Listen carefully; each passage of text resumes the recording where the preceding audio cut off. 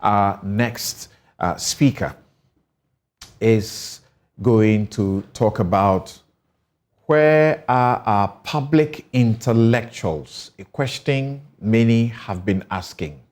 Where are our public intellectuals? And Dr. Kwame Anoff-Ntow is the one to deliver that statement to us. He has been Director General of the State Broadcaster. He has over 2 decades, about 3 decades of professional experience in broadcasting as both a practitioner and scholar. His professional experience spans public broadcasting at GBC as well as consulting for other media and communication interests across the world. Dr. Kwame Anoff-Ntow, thank you very much for your time. Please, you have the stage. Thank you very much, Samson, and good day to my viewers and my listeners. My topic for today poses a question, as you rightly pointed out, and the question is, where are our public intellectuals? I pose this question cognizant of the fact that public intellectuals are essential to the definition, the quality, and direction of public discourse, and by extension, public policy. I try to very briefly outline who a public intellectual is and why the media in particular have an essential role to play in making the impact of the public intellectual fully felt. So having said that, let me dig straight into the substantive argument. Aristotle considers Sophocles one of the greatest dramatists in the world and described one of his classics, Oedipus Rex, as the best tragedy ever to be written. In Oedipus Rex, from which the psychological affliction Oedipus complex is derived, Sophocles created a dramatic moment when Oedipus, the king of Thebes, summons a blind seer. His name is Tiresias, and he summons him to his palace to divine why Thebes was in such turmoil. The previous king, Laios, son of Labdacus, had been killed by highway robbers, according to accounts. And since Oedipus took over as a king and married Laios' widow Jocasta, the kingdom had known no peace. Oedipus sends emissaries to Phoebus to inquire what should be done, and the oracle divines that the killer of Laios be found and killed or banished before peace can be restored in Thebes. Oedipus, therefore, called Tiresias over to use, and I quote, laws sacred and profane, all heavenly and earthly knowledge in his grasp, end of quote, to save the city from further affliction. Tiresias declares Oedipus the cause of the affliction, publicly declaring him the cursed polluter of the land. Understandably, Oedipus is incensed. He calls Tiresias a conspirator whose aim is to unseat him and declares his form of divination fake and third-rate, referring to him as a peddler of fraudulent magical tricks with eyes wide open for profit, but blind in prophecy. Tiresias shoots back and states that if the truth is anyone's defense, then he has escaped any consequence by uttering it, challenging Oedipus, who taunts him for his blindness, to call him blind when he can prove him wrong. I invoke this dramatic moment only as an analogy to illustrate my topic for today. Who is a public intellectual? What is his or her social role? And more importantly, where are our public intellectuals in Ghana?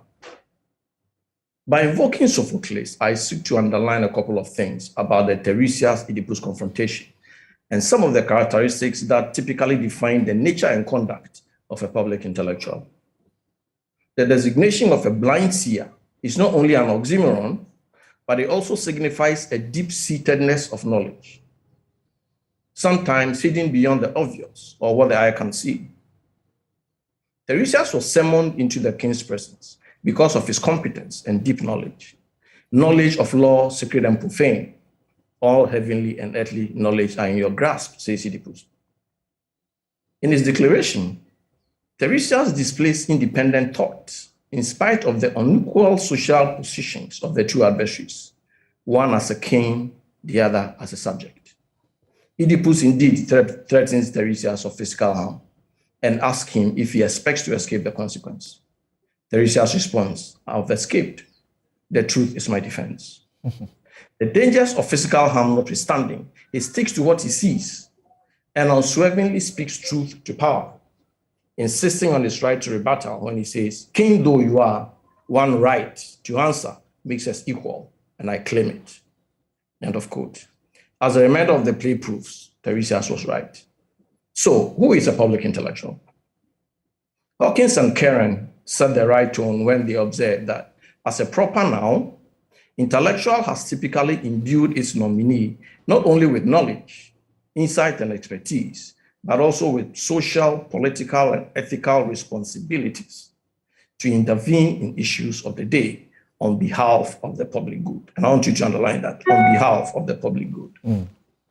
From the above, the public intellectual is not merely an intellectual who sees himself or herself as autonomous and independent from the ruling social group, believing to stand for truth and reason. He or she is also, in Gramsci's words, an organic intellectual in the sense that they emerge from and tie to social classes, speaking on his behalf with a clear advocacy accent. It is this emancipatory project of the public organic intellectual that differentiates him or her as an activist, someone seeking social transformation, often in contradiction with the dominant worldview of the ruling elite, from a simple armchair traditional intellectual.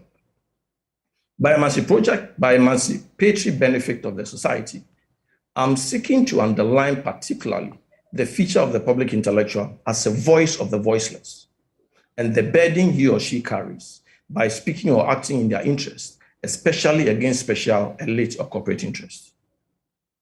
It is not always that the public intellectual places their expertise to the benefit of the public and the citizenry. There are abundant empirical examples that suggest that they can also serve in various roles within the political system, including economic interests, as advisors, experts, or administrators. In short, truth can be usurped by the intellectually powerful, not always in the public interest. It would be presumptuous, even foolhardy, therefore, to automatically link the knowledge base of such intellectuals to the benefit of the general good. By pointing out that the public intellectual must not only have a politically external and nominally independent role, but also comment publicly on the social condition with the objective of influencing or guiding its future, Karen and Hawkins sought to differentiate the public intellectual who acts as a guard dog of the system from another who seeks to question it. One seeks to reinforce the status quo and its worldview. The other seeks to undermine the status quo through constant interrogation of its knowledge and worldview, and especially on behalf of the marginalized. So before I contextualize my topic, let me tie the knot so far together. One, a public intellectual expresses knowledge, what Aristotle calls episteme, not just opinion. Two, he or she speaks for the public good as against special interests tied to the political system. Three, he or she expresses independent thought by remaining external to the political system. And four, and perhaps more importantly, he serves as an advocate, seeking through public speech to guide or influence social conduct.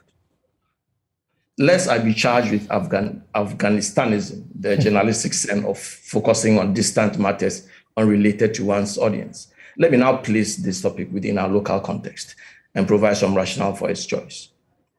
One of the things that struck me about this invitation to speak at this event was the event organizers' hope that through my topic, I may be able to influence public policy and conduct for our individual or collective progress, end of quote.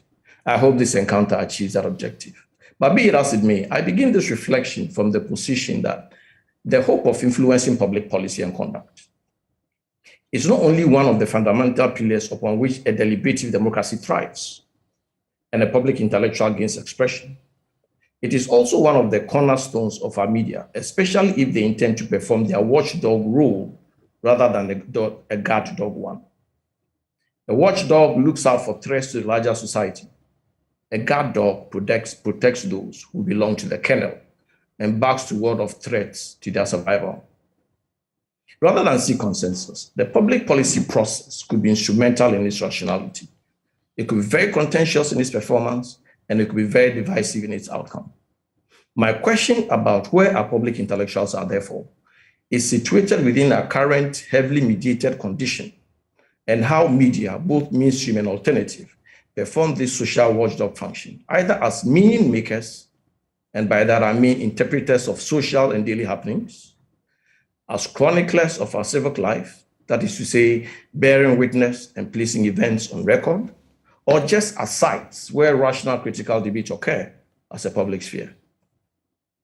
If public policy is for the good and interest of the general public, and as citizens, we are duty-bound to partake in its formulation and or implementation, either directly through free expression and debate, or indirectly through our representatives.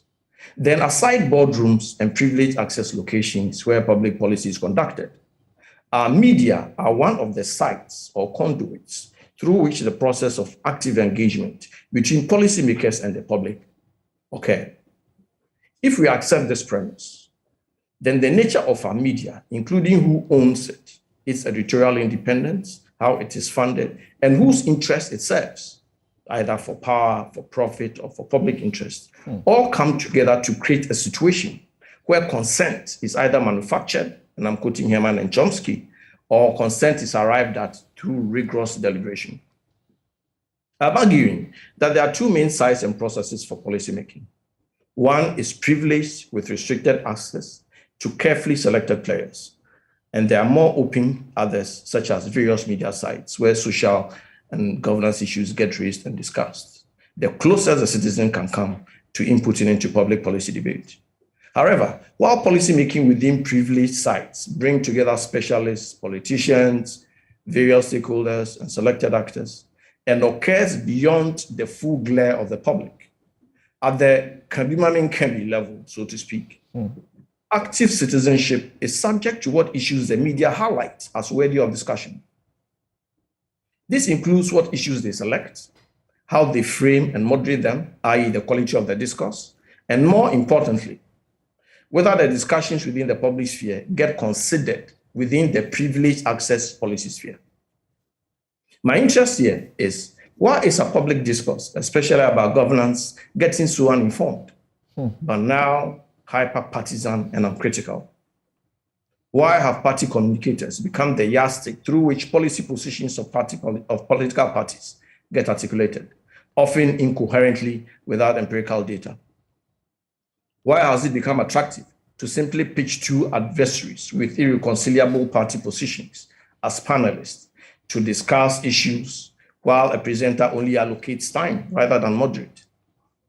Many factors account for this, but my substantive argument here is that such a setting, what I call the gratification of conflict and irreconcilable differences, is typically polluted by opinions, incendiary language, and uncritical fellowship. Such situations generate what we'll call simultaneous monologue, and it remains antithetical to true conversation. Even when public intellectuals are invited to contribute into such programs, the program formats are so unsuitable that little impact is made. Caught between the existential threat of abusive language by party serial callers and their benefactors, and the thankless job of being derided and ridiculed, many knowledgeable subjects who could perform the function of public intellectuals have chosen to keep mute and look on. At best, they choose to make their positions known on platforms that are not mass, but specialized, including inaugural lectures, policy papers, journal articles, opinion pieces, and sometimes on specialized social media platforms.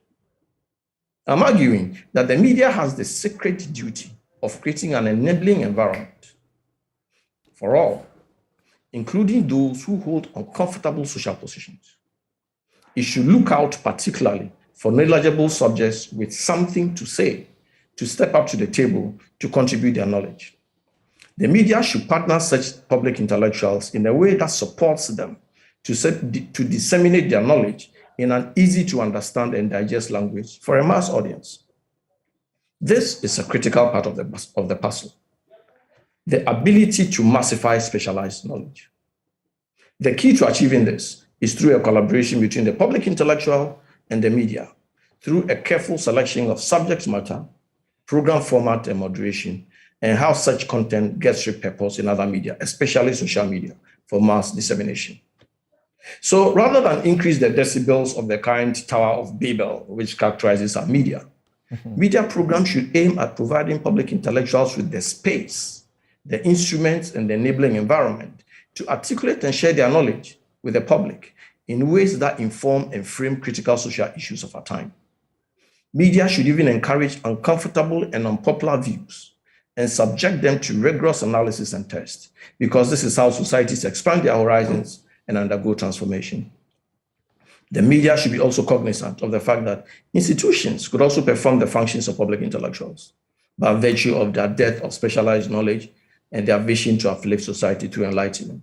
So you can take the Ghana Academy of Arts and Sciences, the universities, think tanks, special knowledge, CSOs. They must all be encouraged to actively participate in public discourse with the intention to impact public policy.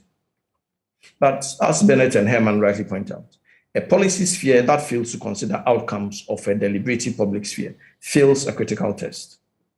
In view of this, I'm proposing that there should be clear pathways through formal, that is public, and informal, private routes for such knowledge to be harnessed and considered at the privileged access policy table.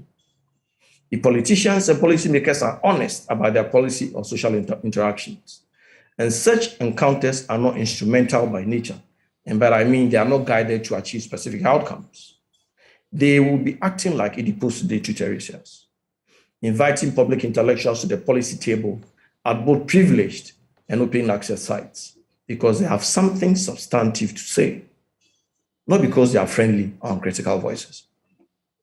I'm looking forward to the day when intellectually diverse and vibrant social media platforms, such as the Writers Cafe of Ghana, which I belong, a social media platform for the Ghana Association of Writers, or the Communication Educators Association of Ghana, would take it upon themselves to select, debate, and articulate a policy position on, say, the broadcasting bill, public funding for state-owned media, on how digital migration and convergence could alter our media experience.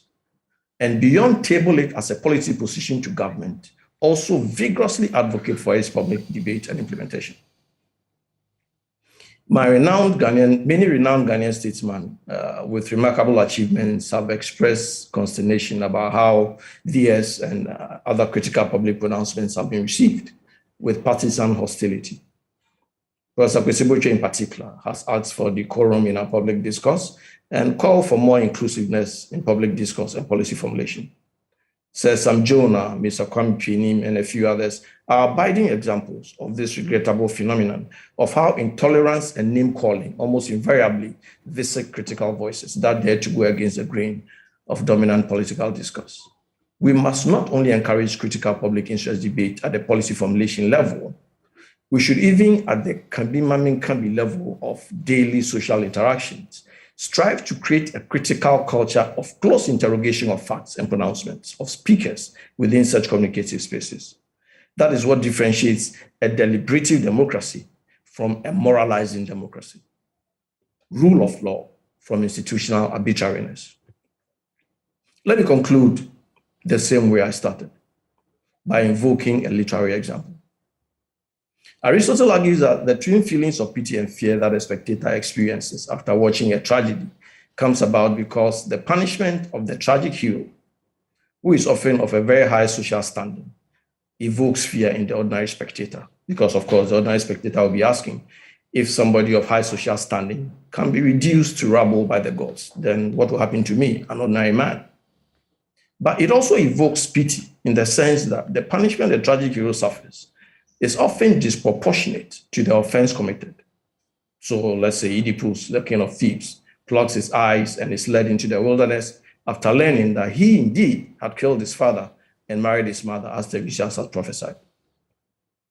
I conclude by asking you that if the high and noble statesmen within our society, with intellectual, political, economic, and social capitals, are taken to the cleaners for voicing critical alternative views, what do you think will happen to the low-level public intellectual whose only recompense and protection is the truth he or she projects through his knowledge? I'm at this point not merely asking, where are our public intellectuals? I'm inviting them to step up to the policy table, knowing that they might never be called to it otherwise. And like Tiresias, expand our social frontiers through shared knowledge and enlightenment. Lastly, I devote this reflection to Professor P.A. Viansa, whose deep insights into our daily lives serve as a prime example of how a public intellectual can, through his writings, debate, denounce, deconstruct, be humorous, or even go to town if he's sufficiently provoked. Needless to say, we need more of his kind. Samson, thanks for your time. We owe you a lot of thanks. Thank you so very much, Dr. Kwame Akofu Anoff-Ntow, on where are our public intellectuals? Where are our public intellectuals? So much for the media also to chew on. And of course, you know where he's coming from. We take a break. When we return, we'll be hearing from Professor A.C. Sutherland Ade, Ernesto Yeboah, Lamnatu Adam. We have Kweku Ando Awoche, Afia Agbenyo, and Dr. Abu Sakara Foster. Yakubu Ibn Chambers sends a message. He says, I'm in, and I'm in love with this Joy Change series already. We'll be right back.